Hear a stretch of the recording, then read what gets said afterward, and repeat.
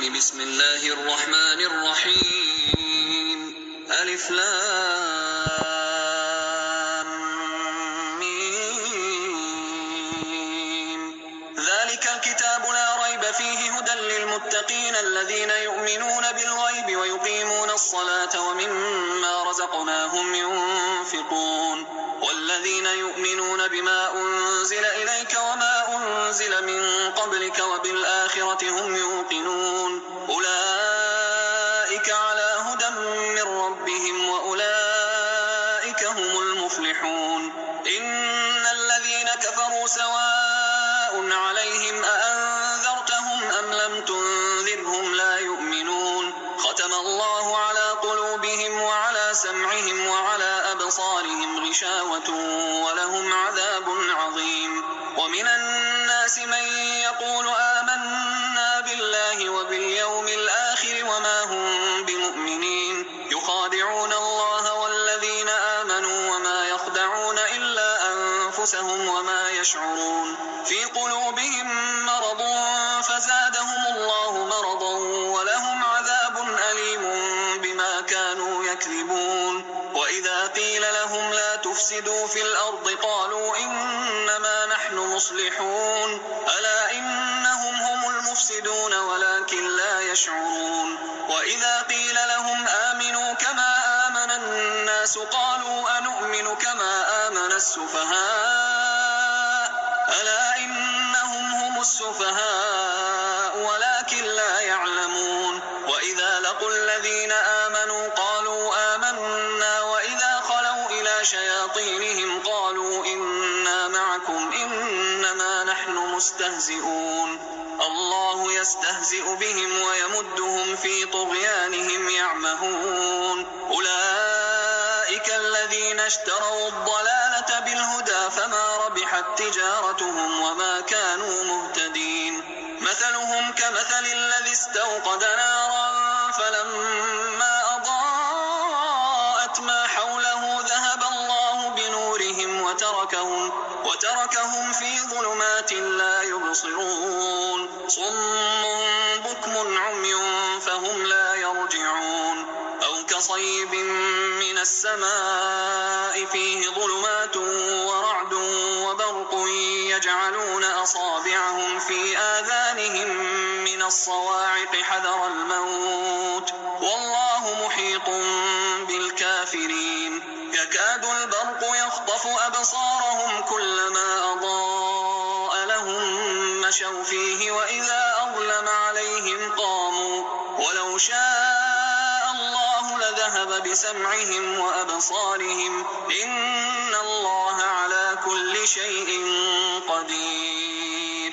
يا أيها الناس اعبدوا ربكم الذي خلقكم والذين من قبلكم لعلكم تتقون الذي جعل لكم الأرض فراشا والسماء بناء وأنزل من السماء ماء فأخرج به من الثمرات رزقا لكم فلا تجعلوا لله أندادا وأنتم تعلمون. وإن كنتم في ريب مما نزلنا على عبدنا فأتوا بسورة من مثله وادعوا شهداءكم من دون الله إن كنتم صادقين فإن لم تفعلوا ولن تفعلوا فاتقوا النار التي وقودها الناس والحجارة أعدت للكافرين. وبشر الذين آمنوا وعملوا الصالحات أن لهم جنات تجري من تحتها الأنهار كلما رزقوا منها من ثمرة رزقا قالوا هذا الذي رزقنا من قبل وأتوا به متشابها ولهم فيها أزواج مطهرة وهم فيها خالدون. إن الله لا يستحيي أن يضرب مثلا ما بعوضة فما فوقها فأما الذين آمنوا فيعلمون أنه الحق من ربهم وأما الذين كفروا فيقولون ماذا أراد الله بهذا مثلا يضل به كثيرا ويهدي به كثيرا وما يضل به إلا الفاسقين الذين ينقضون عهد الله من بعد ميثاقه ويقطعون ما أمر الله به أن يوصل ويفسدون في الأرض أولئك هم الخاسرون. كيف تكفرون بالله وكنتم أمواتا فأحياكم ثم يميتكم ثم يحييكم ثم إليه ترجعون. هو الذي خلق لكم ما في الأرض جميعا ثم استوى إلى السماء فسواهن 7 سماوات وهو بكل شيء عليم. وإذ قال ربك للملائكة إني جاعل في الأرض خليفة قالوا أتجعل فيها من يفسد فيها ويسفك الدماء ونحن نسبح بحمدك ونقدس لك قال إني أعلم ما لا تعلمون. وعلم آدم الأسماء كلها ثم عرضهم على الملائكة فقال أنبئوني بأسماء هؤلاء إن كنتم صادقين. قالوا سبحانك لا علم لنا إلا ما علمتنا إنك أنت العليم الحكيم. قال يا آدم أنبئهم بأسمائهم فلما أنبأهم بأسمائهم قال ألم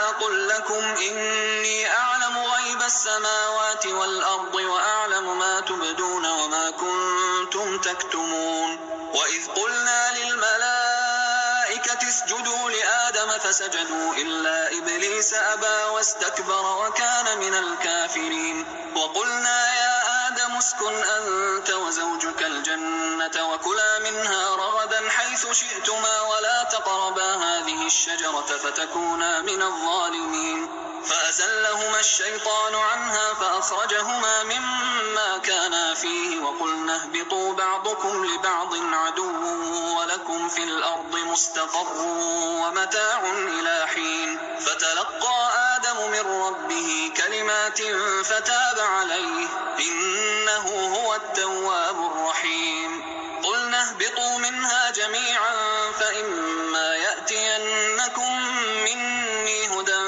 فمن تبع هداي فلا خوف عليهم ولا هم يحزنون. والذين كفروا وكذبوا بآياتنا أولئك أصحاب النار هم فيها خالدون. يا بني إسرائيل اذكروا نعمتي التي أنعمت عليكم وأوفوا بعهدي أوف بعهدكم وإياي فارهبون. وآمنوا بما أنزلت مصدقا لما معكم ولا تكونوا أول كافر به ولا تشتروا بآياتي ثمنا قليلا وإياي فاتقون. ولا تلبسوا الحق بالباطل وتكتموا الحق وأنتم تعلمون. وأقيموا الصلاة وآتوا الزكاة واركعوا مع الراكعين. أتأمرون الناس بالبر وتنسون أنفسكم وأنتم تتلون الكتاب أفلا تعقلون. واستعينوا بالصبر والصلاة وإنها لكبيرة إلا على الخاشعين الذين يظنون أنهم ملاقو ربهم وأنهم إليه راجعون. يا بني إسرائيل اذكروا نعمتي التي أنعمت عليكم وأني فضلتكم على العالمين. واتقوا يوما لا تجزي نفس عن نفس شيئا ولا يقبل منها شفاعة ولا يؤخذ منها عدل ولا هم ينصرون. وإذ نجيناكم من آل فرعون يسومونكم سوء العذاب يذبحون أبناءكم ويستحيون نساءكم وفي ذلكم بلاء من ربكم عظيم. وإذ فرقنا بكم البحر فأنجيناكم وأغرقنا آل فرعون وأنتم تنظرون. وإذ واعدنا موسى 40 ليلة ثم اتخذتم العجل من بعده وأنتم ظالمون. ثم عفونا عنكم من بعد ذلك لعلكم تشكرون. وإذ آتينا موسى الكتاب والفرقان لعلكم تهتدون. وإذ قال موسى لقومه يا قوم إنكم ظلمتم أنفسكم أنفسكم باتخاذكم العجل فتوبوا إلى بارئكم فاقتلوا أنفسكم ذلكم خير لكم عند بارئكم فتاب عليكم إنه هو التواب الرحيم. وإذ قلتم يا موسى لن نؤمن لك حتى نرى الله جهرة فأخذتكم الصاعقة وأنتم تنظرون ثم بعثناكم من بعد موتكم لعلكم تشكرون وظللنا عليكم الغمام وأنزلنا عليكم المن والسلوى كلوا من طيبات ما رزقناكم وما ظلمونا ولكن كانوا أنفسهم يظلمون. وإذ قلنا ادخلوا هذه القرية فكلوا منها حيث شئتم رغدا وادخلوا الباب سجدا وقولوا حطة نغفر لكم خطاياكم وسنزيد المحسنين. فبدل الذين ظلموا قولا غير الذي قيل لهم فأنزلنا على الذين ظلموا رجزا من السماء بما كانوا يفسقون. وإذ استسقى موسى لقومه فقلنا اضرب بعصاك الحجر فانفجرت منه 12 عينا قد علم كل أناس مشربهم كلوا واشربوا من رزق الله ولا تعثوا في الأرض مفسدين. وإذ قلتم يا موسى لن نصبر على طعام واحد فادع لنا ربك يخرج لنا مما تنبت الأرض من بقلها وقثائها وفومها وعدسها وبصلها قال أتستبدلون الذي هو أدنى بالذي هو خير اهبطوا مصرا فإن لكم ما سألتم وضربت عليهم الذلة والمسكنة وباءوا بغضب من الله ذلك بأنهم كانوا يكفرون بآيات الله ويقتلون النبيين بغير الحق ذلك بما عصوا وكانوا يعتدون. إن الذين آمنوا والذين هادوا والنصارى والصابئين من آمن بالله واليوم الآخر وعمل صالحا فلهم أجرهم عند ربهم ولا خوف عليهم ولا هم يحزنون. وإذ أخذنا ميثاقكم ورفعنا فوقكم الطور خذوا ما آتيناكم بقوة واذكروا ما فيه لعلكم تتقون ثم توليتم من بعد ذلك فلولا فضل الله عليكم ورحمته لكنتم من الخاسرين. ولقد علمتم الذين اعتدوا منكم في السبت فقلنا لهم كونوا قردة خاسئين فجعلناها نكالا لما بين يديها وما خلفها وموعظة للمتقين. وإذ قال موسى لقومه إن الله يأمركم أن تذبحوا بقرة قالوا أتتخذنا هزوا قال أعوذ بالله أن أكون من الجاهلين. قالوا ادع لنا ربك يبين لنا ما هي قال إنه يقول إنها بقرة لا فارض ولا بكر عوان بين ذلك فافعلوا ما تؤمرون. قالوا ادع لنا ربك يبين لنا ما لونها قال إنه يقول إنها بقرة صفراء فاقع لونها تسر الناظرين.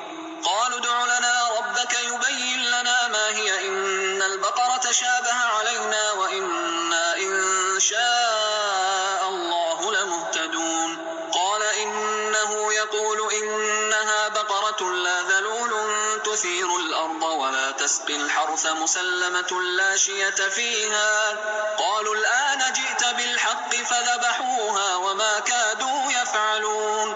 وإذ قتلتم نفسا فادارأتم فيها والله مخرج ما كنتم تكتمون. فقلنا اضربوه ببعضها كذلك يحيي الله الموتى ويريكم آياته لعلكم تعقلون. ثم قست قلوبكم من بعد ذلك فهي كالحجارة أو أشد قسوة وإن من الحجارة لما يتفجر منه الأنهار وإن منها لما يشقق فيخرج منه الماء وإن منها لما يهبط من خشية الله وما الله بغافل عما تعملون. أفتطمعون أن يؤمنوا لكم قد كان فريق منهم يسمعون كلام الله ثم يحرفونه من بعد ما عقلوه وهم يعلمون. وإذا لقوا الذين آمنوا قالوا آمنا وإذا خلا بعضهم إلى بعض قالوا أتحدثونهم بما فتح الله عليكم ليحاجوكم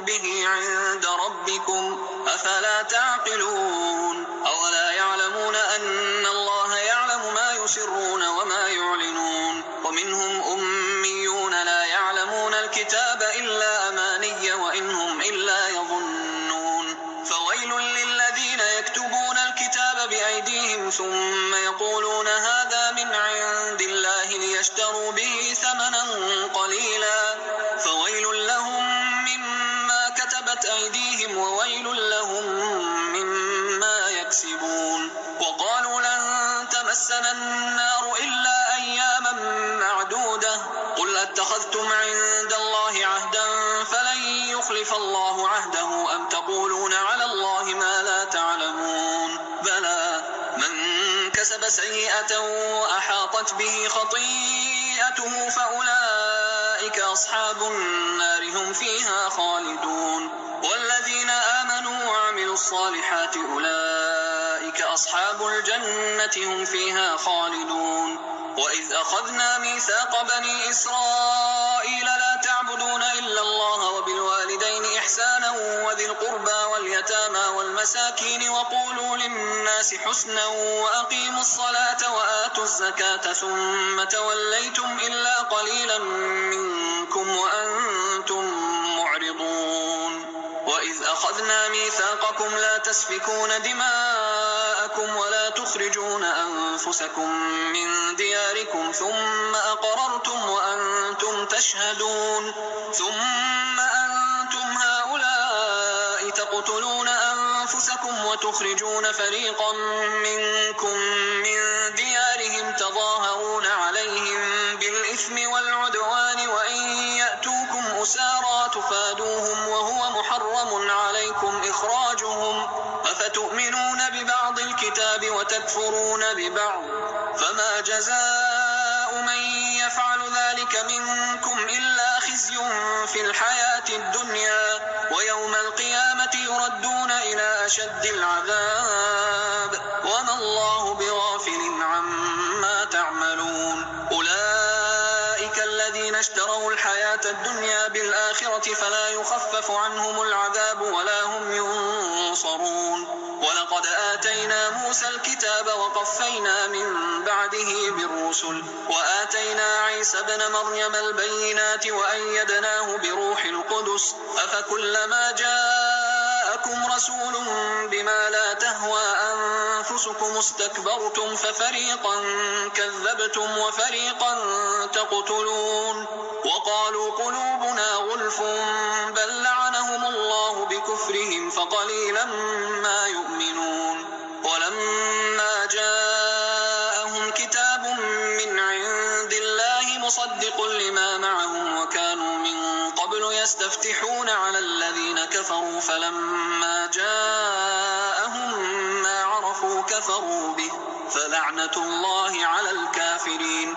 بئس ما اشتروا به أنفسهم أن يكفروا بما أنزل الله بغيا أن ينزل الله من فضله على من يشاء من عباده فباءوا بغضب على غضب وللكافرين عذاب مهين. وإذا قيل لهم آمنوا بما أنزل الله قالوا نؤمن بما أنزل علينا ويكفرون بما وراءه وهو الحق مصدقا لما معهم.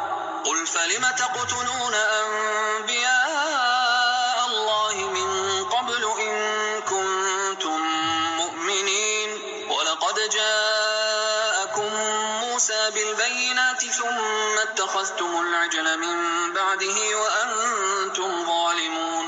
وإذ أخذنا ميثاقكم ورفعنا فوقكم الطور خذوا ما آتيناكم بقوة واسمعوا قالوا سمعنا وعصينا وأشربوا في قلوبهم العجل بكفرهم قل بئس ما يأمركم به إيمانكم إن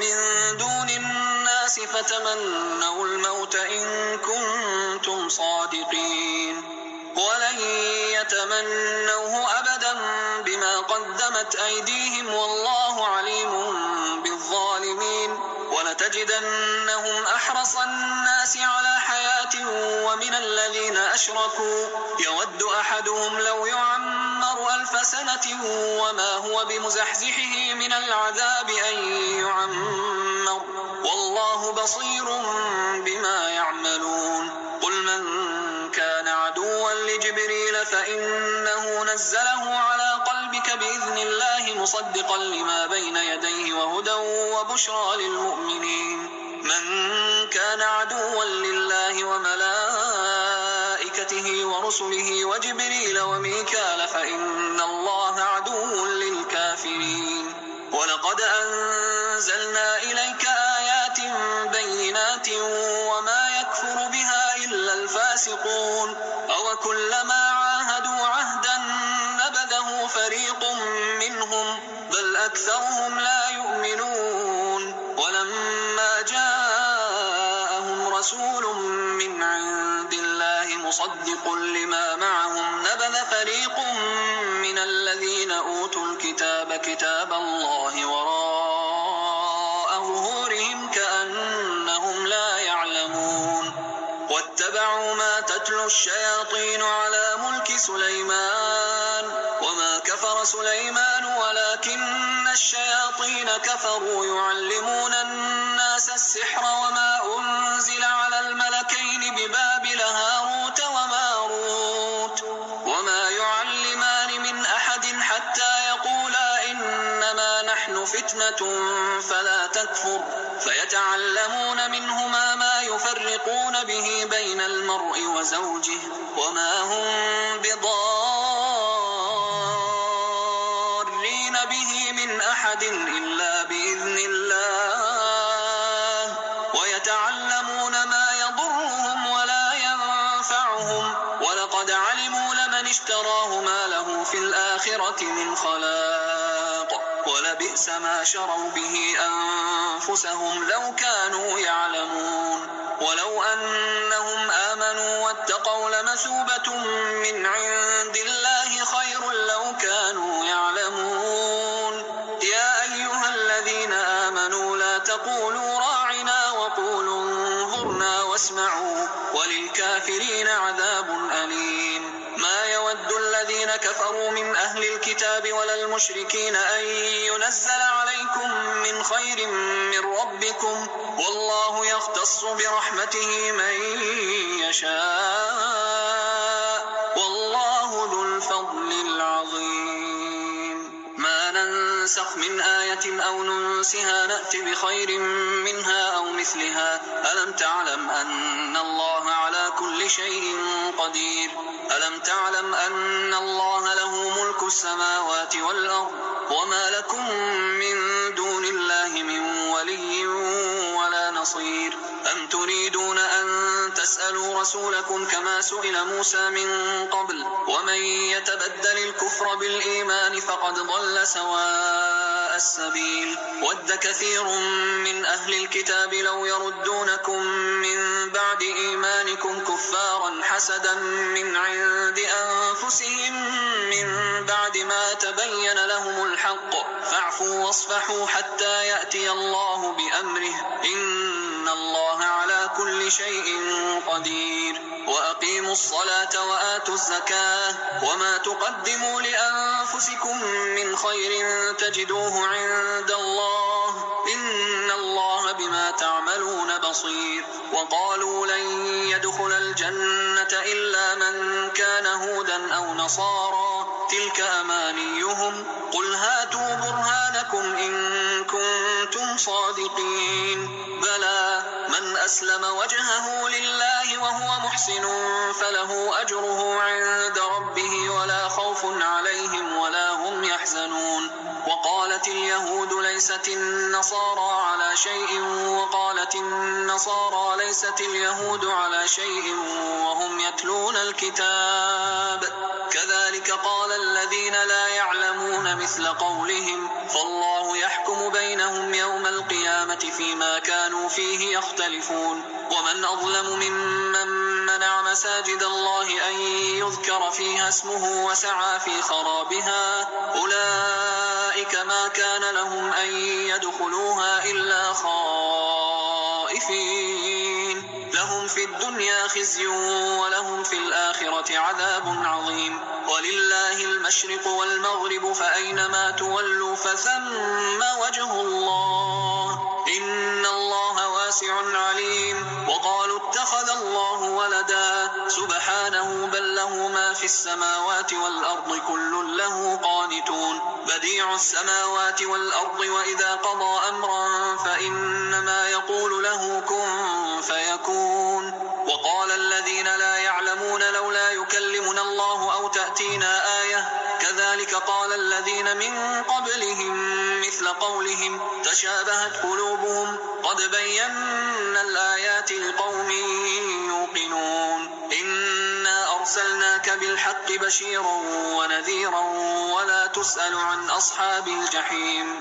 ولن ترضى عنك اليهود ولا النصارى حتى تتبع ملتهم قل إن هدى الله هو الهدى ولئن اتبعت أهواءهم بعد الذي جاءك من العلم ما لك من الله من ولي ولا نصير الذين آتيناهم الكتاب يتلونه حق تلاوته أولئك يؤمنون به ومن يكفر به فأولئك هم الخاسرون يا بني إسرائيل اذكروا نعمتي التي أنعمت عليكم وأني فضلتكم على العالمين واتقوا يوما لا تجزي نفس عن نفس شيئا ولا يقبل منها عدل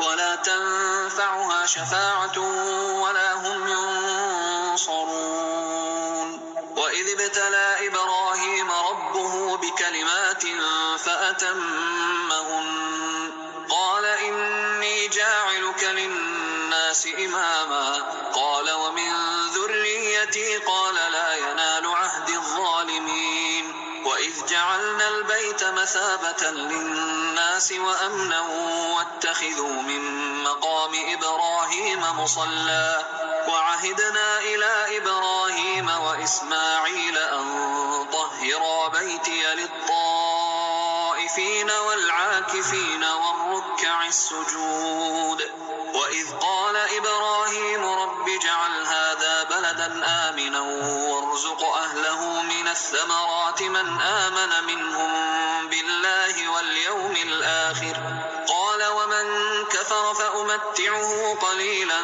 ثم أضطره إلى عذاب النار وبئس المصير وإذ يرفع إبراهيم القواعد من البيت وإسماعيل ربنا تقبل منا إنك أنت السميع العليم ربنا وجعلنا مسلمين لك ومن ذريتنا أمة مسلمة لك وأرنا مناسكنا وتب علينا إنك أنت التواب الرحيم ربنا وابعث فيهم رسولا منهم يتلو عليهم آياتك ويعلمهم الكتاب والحكمة ويزكيهم إنك أنت العزيز الحكيم ومن يرغب عن ملة إبراهيم إلا من سفه نفسه ولقد اصطفيناه في الدنيا وإنه في الآخرة لمن الصالحين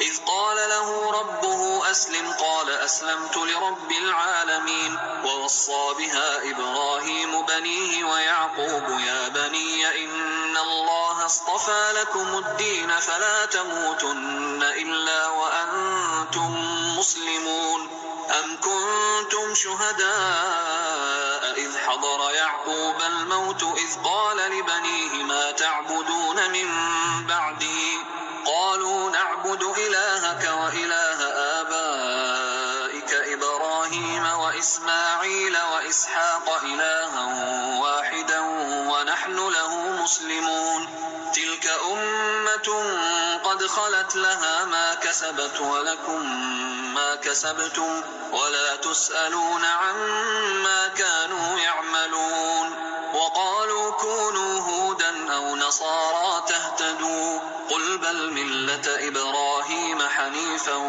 وما كان من المشركين. قولوا آمنا بالله وما أنزل إلينا وما أنزل إلى إبراهيم وإسماعيل وإسحاق ويعقوب والأسباط وما أوتي موسى وعيسى وما أوتي النبيون من ربهم لا نفرق بين أحد منهم ونحن له مسلمون.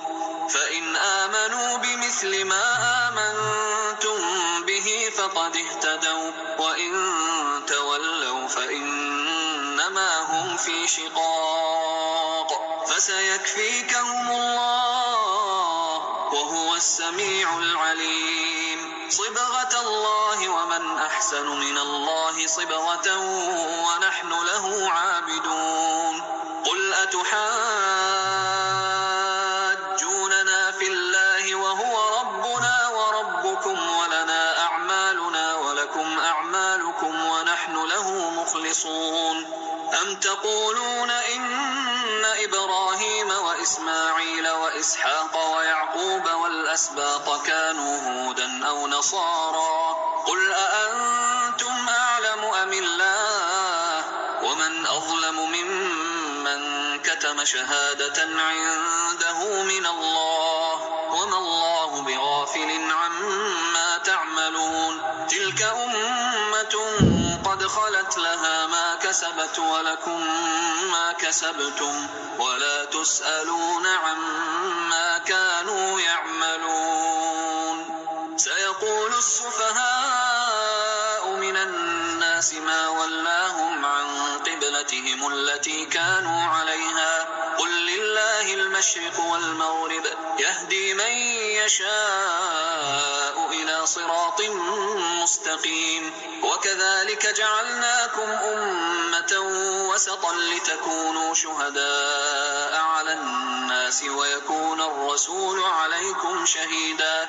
وما جعلنا القبلة التي كنت عليها إلا لنعلم من يتبع الرسول ممن ينقلب على عقبيه وإن كانت لكبيرة إلا على الذين هدى الله وما كان الله ليضيع إيمانكم إن الله بالناس لرؤوف رحيم. قد نرى تقلب وجهك في السماء فلنولينك قبلة ترضاها فول وجهك شطر المسجد الحرام وحيث ما كنتم فولوا وجوهكم شطره وإن الذين أوتوا الكتاب ليعلمون أنه الحق من ربهم وما الله بغافل عما يعملون. ولئن أتيت الذين أوتوا الكتاب بكل آية ما تبعوا قبلتك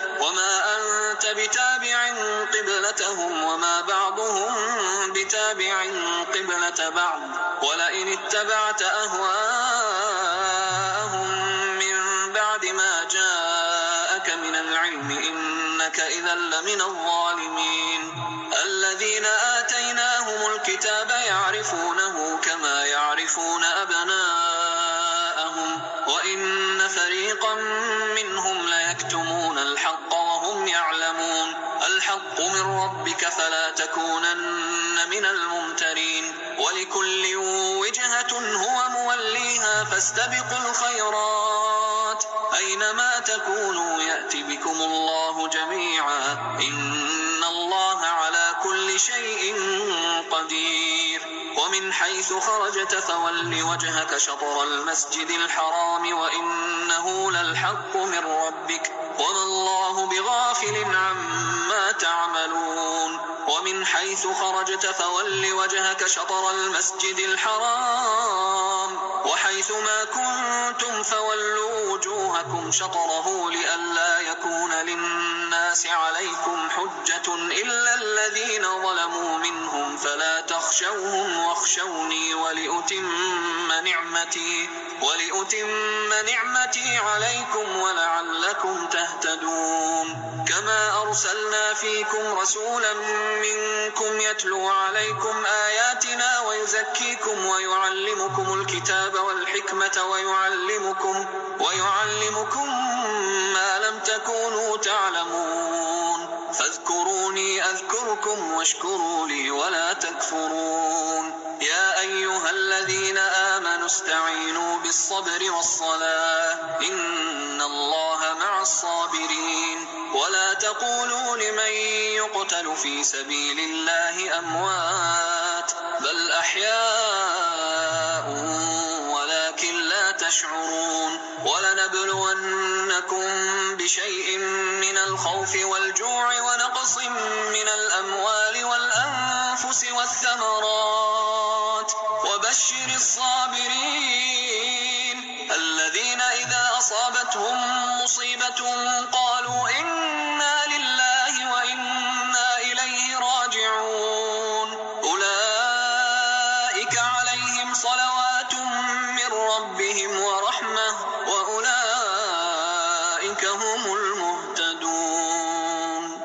إن الصفا والمروة من شعائر الله فمن حج البيت أو اعتمر فلا جناح عليه أن يطوف بهما ومن تطوع خيرا فإن الله شاكر عليم.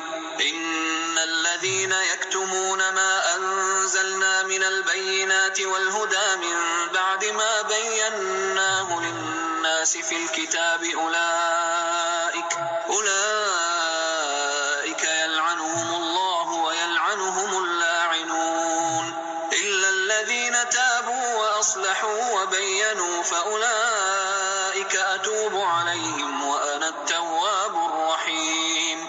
إن الذين كفروا وماتوا وهم كفار أولئك عليهم لعنة الله والملائكة والناس أجمعين خالدين فيها لا يخفف عنهم العذاب ولا هم ينظرون.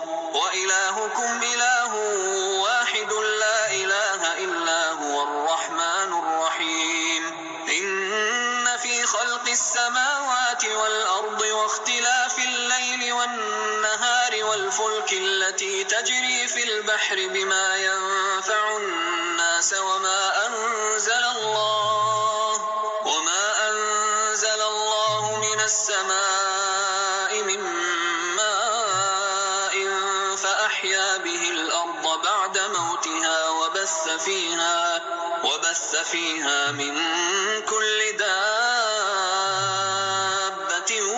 وتصريف الرياح والسحاب المسخر بين السماء والأرض لآيات لقوم يعقلون. ومن الناس من يتخذ من دون الله أندادا يحبونهم كحب الله والذين آمنوا أشد حبا لله. ولو يرى الذين ظلموا إذ يرون العذاب أن القوة لله جميعا وأن الله شديد العذاب. إذ تبرأ الذين اتبعوا من الذين اتبعوا ورأوا العذاب وتقطعت بهم الأسباب.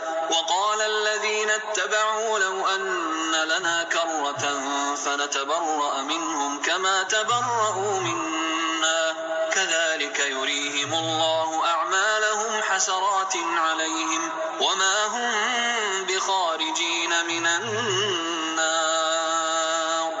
يا أيها الناس كلوا مما في الأرض حلالا طيبا ولا تتبعوا خطوات الشيطان إنه لكم عدو مبين.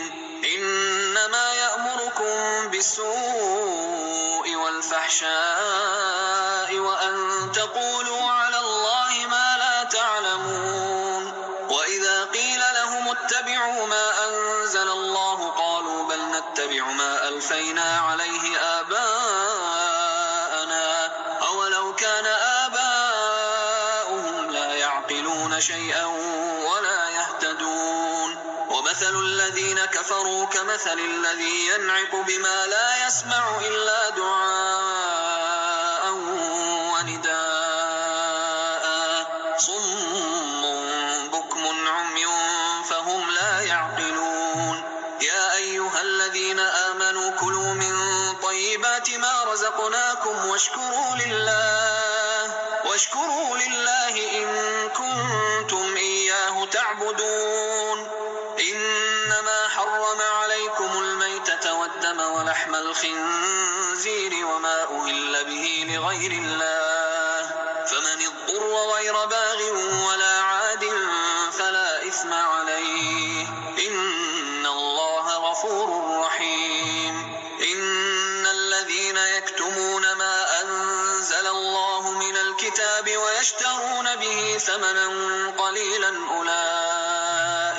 أولئك ما يأكلون في بطونهم إلا النار ولا يكلمهم الله يوم القيامة ولا يزكيهم ولهم عذاب أليم. أولئك الذين اشتروا الضلالة بالهدى والعذاب بالمغفرة فما أصبرهم على النار، ذلك بأن الله نزل الكتاب بالحق وإن الذين اختلفوا في الكتاب لفي شقاق بعيد.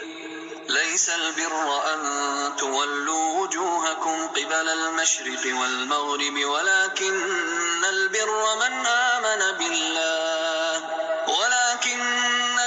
من آمن بالله واليوم الآخر والملائكة والكتاب والنبيين وآتى المال على حبه ذوي القربى واليتامى والمساكين وابن السبيل والسائلين وفي الرقاب وأقام الصلاة وآتى الزكاة والموفون بعهدهم إذا عاهدوا والصابرين في البأساء والضراء وحين البأس، أولئك الذين صدقوا وأولئك هم المتقون. يا أيها الذين آمنوا كتب عليكم القصاص في القتلى، الحر بالحر والعبد بالعبد والأنثى بالأنثى، فمن عفي له من أخيه شيء فاتباع بالمعروف وأداء إليه بإحسان، ذلك تخفيف من ربكم ورحمة، فمن اعتدى بعد ذلك فله عذاب أليم. ولكم في القصاص حياة يا أولي الألباب لعلكم تتقون. كتب عليكم إذا حضر أحدكم الموت إن ترك خيرا الوصية للوالدين والأقربين بالمعروف حقا على المتقين، فمن بدله بعدما سمعه فإنما إثمه على الذين يبدلونه، إن الله سميع عليم. فمن خاف من موص جنفا أو إثما فأصلح بينهم فلا إثم عليه، إن الله غفور رحيم. يا أيها الذين آمنوا كتب عليكم الصيام كما كتب على الذين من قبلكم لعلكم تتقون، أياما معدودات، فمن كان منكم مريضا أو على سفر فعدة من أيام أخر، وعلى الذين يطيقونه فدية طعام مسكين، فمن تطوع خيرا فهو خير له، وأن تصوموا خير لكم إن كنتم تعلمون. شهر رمضان الذي أنزل فيه القرآن هدى للناس وبينات من الهدى والفرقان، فمن شهد منكم الشهر فليصم، ومن كان مريضا أو على سفر فعدة من أيام أخر، يريد الله بكم اليسر ولا يريد بكم العسر ولتكملوا العدة ولتكبروا الله على ما هداكم ولعلكم تشكرون. وإذا سألك عبادي عني فإني قريب أجيب دعوة الداعي إذا دعان فليستجيبوا لي وليؤمنوا بي لعلهم يرشدون. أحل لكم ليلة الصيام الرفث إلى نسائكم هن لباس لكم وأنتم لباس لهن علم الله أنكم كنتم تختانون أنفسكم فتاب عليكم وعفى عنكم فالآن باشروهن وابتغوا ما كتب الله لكم وكلوا واشربوا حتى يتبين لكم الخيط الأبيض من الخيط الأسود من الفجر ثم أتموا الصيام إلى الليل ولا تباشروهن وأنتم عاكفون في المساجد تلك حدود الله فلا تقربوها كذلك يبين الله آياته للناس لعلهم يتقون. ولا تأكلوا أموالكم بينكم بالباطل وتدلوا بها إلى الحكام لتأكلوا فريقا من أموال الناس بالإثم وأنتم تعلمون. يسألونك عن الأهلة قل هي مواقيت للناس والحج وليس البر بأن تأتوا البيوت من ظهورها ولكن البر من اتقى وأتوا البيوت من أبوابها واتقوا الله لعلكم تفلحون. وقاتلوا في سبيل الله الذين يقاتلونكم ولا تعتدوا إن الله لا يحب المعتدين. وقتلوهم حيث ثقفتموهم وأخرجوهم من حيث أخرجوكم والفتنة أشد من القتل ولا تقاتلوهم عند المسجد الحرام حتى يقاتلوكم فيه فإن قاتلوكم فاقتلوهم كذلك جزاء الكافرين فإن انتهوا فإن الله غفور رحيم. وقاتلوهم حتى لا تكون فتنة ويكون الدين لله فإن انتهوا فلا عدوان إلا على الظالمين. الشهر الحرام بالشهر الحرام والحرمات قصاص فمن اعتدى عليكم فاعتدوا عليه بمثل ما اعتدى عليكم واتقوا الله واعلموا أن الله مع المتقين. وأنفقوا في سبيل الله ولا تلقوا بأيديكم إلى التهلكة وأحسنوا إن الله يحب المحسنين. وأتموا الحج والعمرة لله فإن أحصرتم فما استيسر من الهدي ولا تحلقوا رؤوسكم حتى يبلغ الهدي محله فمن كان منكم مريضا أو به أذى من رأسه ففدية من صيام أو صدقة أو نسك فإذا أمنتم فمن تمتع بالعمرة إلى الحج فما استيسر من الهدي فمن لم يجد فصيام 3 أيام في الحج و7 إذا رجعتم تلك 10 كاملة ذلك لمن لم يكن أهله حاضر المسجد الحرام واتقوا الله واعلموا أن الله شديد العقاب.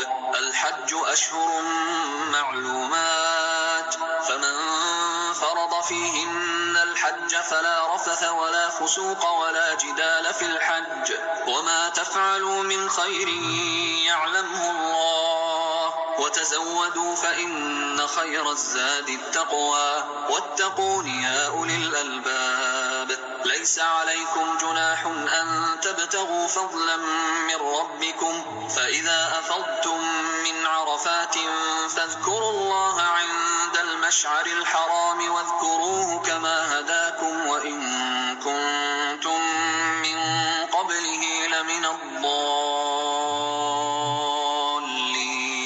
ثم أفيضوا من حيث أفاض الناس واستغفروا الله إن الله غفور رحيم. فإذا قضيتم مناسككم فاذكروا الله كذكركم آباءكم أو أشد ذكرا فمن الناس من يقول ربنا آتنا في الدنيا وما له في الآخرة من خلاق ومنهم من يقول ربنا آتنا في الدنيا حسنة وفي الآخرة حسنة وقنا عذاب النار أولئك لهم نصيب مما كسبوا والله سريع الحساب واذكروا الله في أيام معدودات فمن تعجل في يومين فلا إثم عليه ومن تأخر فلا إثم عليه لمن اتقى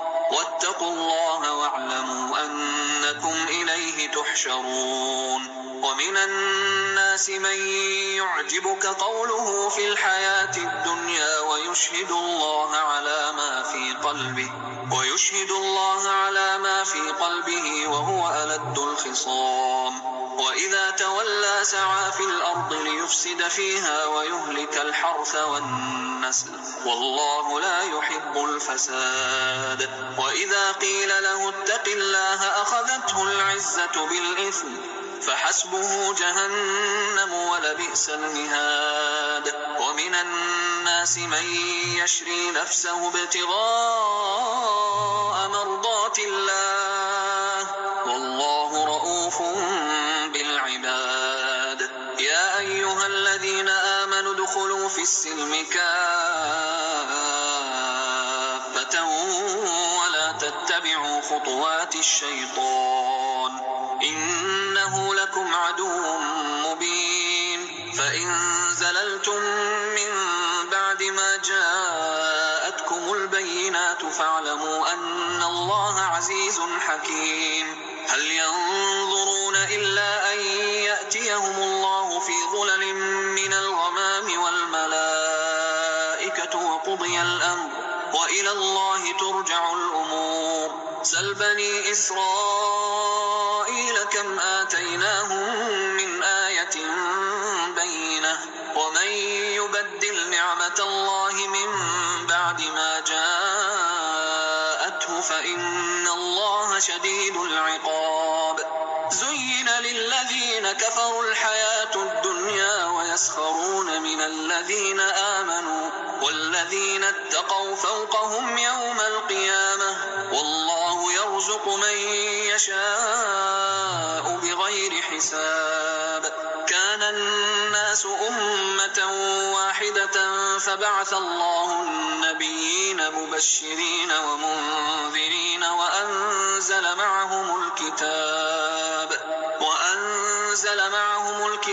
بالحق ليحكم بين الناس فيما اختلفوا فيه وما اختلف فيه إلا الذين أوتوه من بعد ما جاءتهم البينات بغيا بينهم فهدى الله الذين آمنوا لما اختلفوا فيه من الحق بإذنه والله يهدي من يشاء إلى صراط مستقيم أم حسبتم أن تدخلوا الجنة ولما يأتكم مثل الذين خلوا من قبلكم مستهم البأساء والضراء وزلزلوا حتى يقول الرسول والذين آمنوا معه متى نصر الله ألا إن نصر الله قريب يسألونك ماذا ينفقون قل ما أنفقتم من خير فللوالدين والأقربين واليتامى والمساكين وابن السبيل وما تفعلوا من خير فإن الله به عليم كتب عليكم القتال وهو كره لكم وعسى أن تكرهوا شيئا وهو خير لكم وعسى أن تحبوا شيئا وهو شر لكم والله يعلم وأنتم لا تعلمون يسألونك عن الشهر الحرام قتال فيه قل قتال فيه كبير وصد عن سبيل الله وكفر به والمسجد الحرام وإخراج أهله منه أكبر عند الله والفتنة أكبر من القتل ولا يزالون يقاتلونكم حتى يردوكم عن دينكم إن استطاعوا ومن يرتدد منكم عن دينه فيمت وهو كافر فأولئك حبطت أعمالهم في الدنيا والآخرة وأولئك أصحاب النار هم فيها خالدون. إن الذين آمنوا والذين هاجروا وجاهدوا في سبيل الله أولئك يرجون رحمة الله والله غفور رحيم. يسألونك عن الخمر والميسر قل فيهما إثم كبير ومنافع للناس وإثمهما أكبر من نفعهما ويسألونك ماذا ينفقون قل العفو كذلك يبين الله لكم الآيات لعلكم تتفكرون في الدنيا والآخرة. ويسألونك عن اليتامى قل إصلاح لهم خير وإن تخالطوهم فإخوانكم والله يعلم المفسد من المصلح ولو شاء الله لأعنتكم إن الله عزيز حكيم. ولا تنكحوا المشركات حتى يؤمن ولأمة مؤمنة خير من مشركة ولو أعجبتكم ولا تنكحوا المشركين حتى يؤمنوا ولعبد مؤمن خير من مشرك ولو أعجبكم أولئك يدعون إلى النار والله يدعو إلى الجنة والمغفرة بإذنه ويبين آياته للناس لعلهم يتذكرون. ويسألونك عن المحيض قل هو أذى فاعتزلوا النساء في المحيض ولا تقربوهن حتى يطهرن فإذا تطهرن فأتوهن من حيث أمركم الله إن الله يحب التوابين ويحب المتطهرين. نساؤكم حرث لكم فأتوا حرثكم أنى شئتم وقدموا لأنفسكم واتقوا الله واعلموا أنكم ملاقوه وبشر المؤمنين. ولا تجعلوا الله عرضة لأيمانكم أن تبروا وتتقوا وتصلحوا بين الناس والله سميع عليم. لا يؤاخذكم الله باللغو في أيمانكم ولكن يؤاخذكم بما كسبت قلوبكم والله غفور حليم. للذين يؤلون من نسائهم تربص 4 أشهر فإن فاءوا فإن الله غفور رحيم. وإن عزموا الطلاق فإن الله سميع عليم. والمطلقات يتربصن بأنفسهن 3 قروء ولا يحل لهن أن يكتمن ما خلق الله في أرحامهن إن كن يؤمن بالله واليوم الآخر وبعولتهن أحق بردهن في ذلك إن أرادوا إصلاحا ولهن مثل الذي عليهن بالمعروف وللرجال عليهن درجة والله عزيز حكيم. الطلاق 2 مرتان فإمساكم بمعروف أو تسريح بإحسان ولا يحل لكم أن تأخذوا مما آتيتموهن شيئا إلا أن يخافا ألا يقيما حدود الله فإن خفتم ألا يقيما حدود الله فلا جناح عليهما فيما افتدت به تلك حدود الله فلا تعتدوها ومن يتعد حدود الله فأولئك هم الظالمون. فإن طلقها فلا تحل له من بعد حتى تنكح زوجا غيره فإن طلقها فلا جناح عليهما أن يتراجعا إن ظنا أن يقيما حدود الله وتلك حدود الله يبينها لقوم يعلمون. وإذا طلقتم النساء فبلغن أجلهن فأمسكوهن بمعروف أو سرحوهن بمعروف ولا تمسكوهن ضرارا لتعتدوا ومن يفعل ذلك فقد ظلم نفسه. ولا تتخذوا آيات الله هزوا واذكروا نعمة الله عليكم وما أنزل أنزل عليكم من الكتاب والحكمة يعظكم به واتقوا الله واعلموا أن الله بكل شيء عليم. وإذا طلقتم النساء فبلغن أجلهن فلا تعضلوهن أن ينكحن أزواجهن إذا تراضوا بينهم بالمعروف، ذلك يوعظ به من كان منكم يؤمن بالله واليوم الآخر، ذلكم أزكى لكم وأطهر، والله يعلم وأنتم لا تعلمون. والوالدات يرضعن أولادهن حولين كاملين لمن أراد أن يتم الرضاعة، وعلى المولود له رزقهن وكسوتهن بالمعروف، لا تكلف نفس إلا وسعها، لا تضار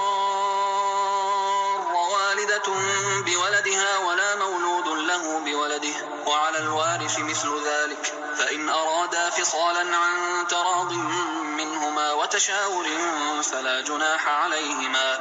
وإن أردتم أن تسترضعوا أولادكم فلا جناح عليكم إذا سلمتم ما آتيتم بالمعروف، واتقوا الله واعلموا أن الله بما تعملون بصير. والذين يتوفون منكم ويذرون أزواجا يتربصن بأنفسهن 4 أشهر وعشرا، فإذا بلغن أجلهن فلا جناح عليكم فيما فعلن في أنفسهن بالمعروف، والله بما تعملون خبير. ولا جناح عليكم فيما عرضتم به من خطبة النساء أو أكننتم في أنفسكم، علم الله أنكم ستذكرونهن ولكن لا تواعدوهن سرا إلا أن تقولوا قولا معروفا، ولا تعزموا عقدة النكاح حتى يبلغ الكتاب أجله، واعلموا أن الله يعلم ما في أنفسكم فاحذروه، واعلموا أن الله غفور حليم. لا جناح عليكم إن طلقتم النساء ما لم تمسوهن أو تفرضوا لهن فريضة، ومتعوهن على الموسع قدره وعلى المقتر قدره متاعا بالمعروف حقا على المحسنين. وإن طلقتموهن من قبل أن تمسوهن وقد فرضتم لهن فريضة فنصف ما فرضتم إلا أن يعفون أو يعفو الذي بيده عقدة النكاح، وأن تعفوا أقرب للتقوى، ولا تنسوا الفضل بينكم، إن الله بما تعملون بصير. حافظوا على الصلوات والصلاة الوسطى وقوموا لله قانتين، فإن خفتم فرجالا أو ركبانا، فإذا أمنتم فاذكروا الله كما علمكم ما لم تكونوا تعلمون. والذين يتوفون منكم ويذرون أزواجا وصية لأزواجهم متاعا إلى الحول غير إخراج، فإن خرجن فلا جناح عليكم فيما فعلن في أنفسهن من معروف، والله عزيز حكيم. وللمطلقات متاع بالمعروف حقا على المتقين، كذلك يبين الله لكم آياته لعلكم تعقلون. ألم تر إلى الذين خرجوا من ديارهم وهم ألوف حذر الموت فقال لهم الله موتوا ثم أحياهم، إن الله لذو فضل على الناس ولكن أكثر الناس لا يشكرون. وقاتلوا في سبيل الله واعلموا أن الله سميع عليم. من ذا الذي يقرض الله قرضا حسنا فيضاعفه له أضعافا كثيرة، والله يقبض ويبسط وإليه ترجعون. ألم تر إلى الملأ من بني إسرائيل من بعد موسى إذ قالوا لنبي له مبعث لنا ملكا نقاتل في سبيل الله، قال هل عسيتم إن كتب عليكم القتال ألا تقاتلوا؟ قالوا وما لنا ألا نقاتل في سبيل الله وقد أخرجنا من ديارنا وأبنائنا، فلما كتب عليهم القتال تولوا إلا قليلا منهم، والله عليم بالظالمين. وقال لهم نبيهم إن الله قد بعث لكم طالوت ملكا، قالوا أنى يكون له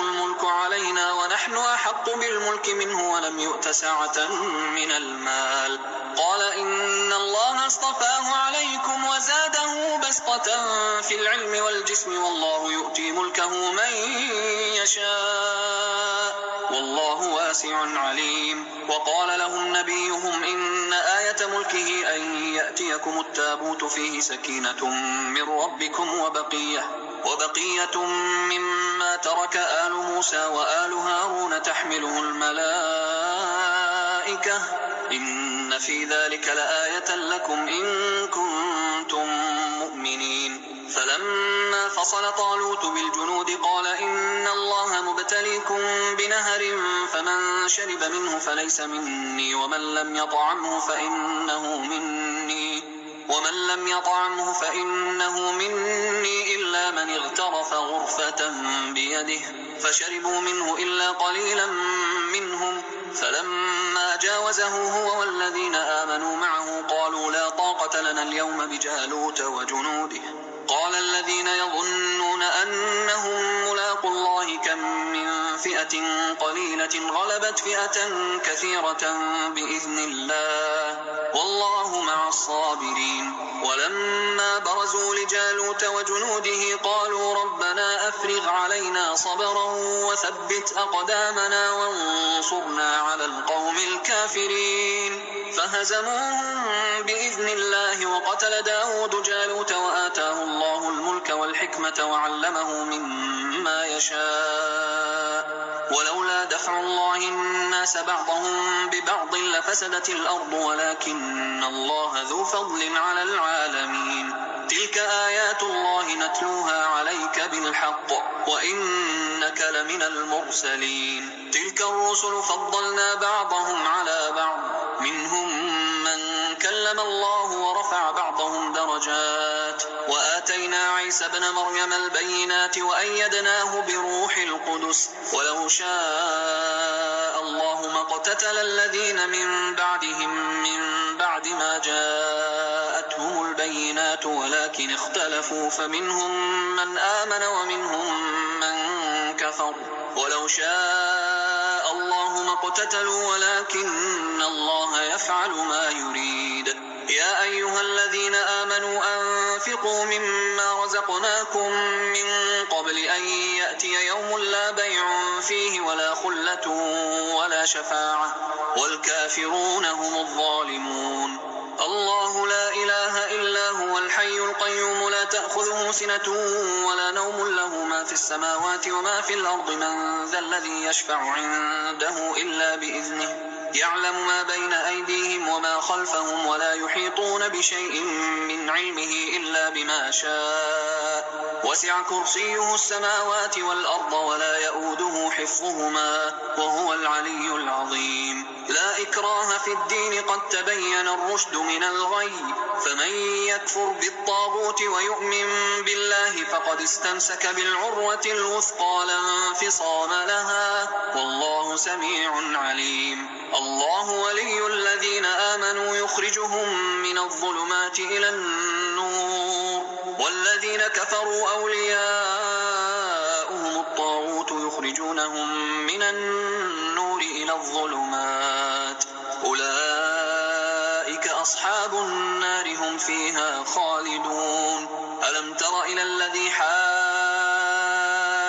إبراهيم في ربه أن آتاه الله الملك إذ قال إبراهيم ربي الذي يحيي ويميت قال أنا أحيي وأميت قال إبراهيم فإن الله يأتي بالشمس من المشرق فأت بها من المغرب فبهت الذي كفر والله لا يهدي القوم الظالمين. أو كالذي مر على قرية وهي خاوية على عروشها قال أنى يحيي هذه الله بعد موتها فأماته الله 100 عام ثم بعثه قال كم لبثت قال لبثت يوما أو بعض يوم قال بل لبثت 100 عام فانظر إلى طعامك وشرابك لم يتسنه وانظر إلى حمارك ولنجعلك آية للناس وانظر إلى العظام كيف ننشزها ثم نكسوها لحما فلما تبين له قال أعلم أن الله على كل شيء قدير. وإذ قال إبراهيم رب أرني كيف تحيي الموتى قال أولم تؤمن قال بلى ولكن ليطمئن قلبي قال فخذ 4 من الطير فصرهن إليك ثم اجعل على كل جبل منهن جزءا ثم ادعهن يأتينك سعيا واعلم أن الله عزيز حكيم. مثل الذين ينفقون أموالهم في سبيل الله كمثل حبة أنبتت 7 سنابل في كل سنبلة 100 حبة والله يضاعف لمن يشاء والله واسع عليم. الذين ينفقون أموالهم في سبيل الله ثم لا يتبعون ما أنفقوا منا ولا أذى لهم أجرهم عند ربهم ولا خوف عليهم ولا هم يحزنون.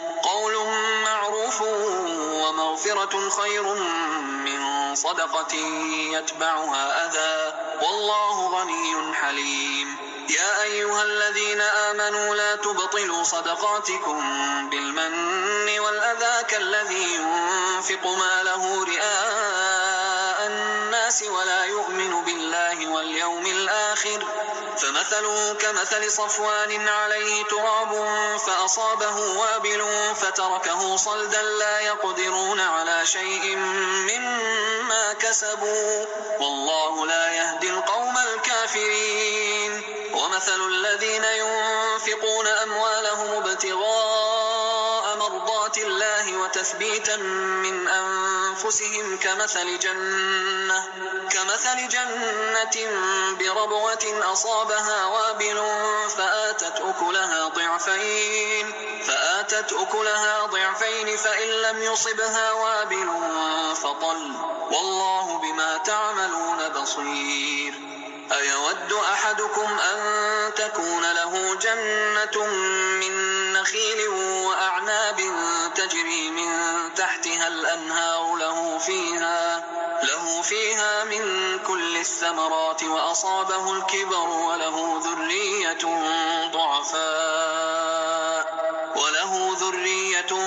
ضعفاء فأصابها إعصار فيه نار فاحترقت كذلك يبين الله لكم الآيات لعلكم تتفكرون. يا أيها الذين آمنوا أنفقوا من طيبات ما كسبتم ومما أخرجنا لكم من الأرض ولا تيمموا الخبيث منه تنفقون ولستم بآخذيه إلا أن تغمضوا فيه واعلموا أن الله غني حميد.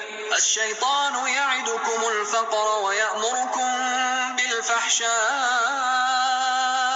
والله يعدكم مغفرة منه وفضلا والله واسع عليم. يؤتي الحكمة من يشاء ومن يؤت الحكمة فقد أوتي خيرا كثيرا وما يذكر إلا أولو الألباب. وما أنفقتم من نفقة أو نذرتم من نذر فإن الله يعلمه وما للظالمين من أنصار.